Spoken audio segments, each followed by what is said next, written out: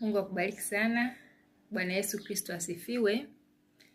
Roho Mtakatifu tunakualika tufundishe neno lako katika jina la Yesu. Amina. Leo tunaangalia mfano wetu wa 3. Unatoka katika Luka 18 mstari wa 1 mpaka wa 8. Huu ni mfano wa kazi dhalimu na mwanamke mjane. Kadhi ambaye ni hakimu. Bwana Yesu aliwapa mfano akiambia kwamba yule kadhi alikuwa hajali watu wala hamchi Mungu.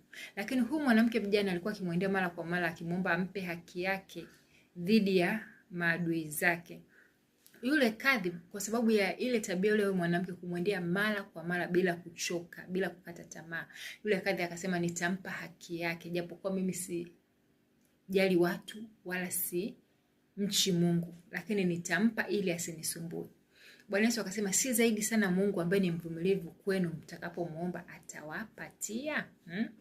Kwa hiyo basi huu mfano unatufundisha kwamba Ibilisi ni mshtaki wetu ambaye Biblia inasema kwamba kama simba ungurumaye, anakuwa akitutafutia sisi maovu. Na Bwana Yesu Biblia inasema kwamba ameketi mkono wa kuume wa Mungu Baba anatuombea, ni hakimu kwetu.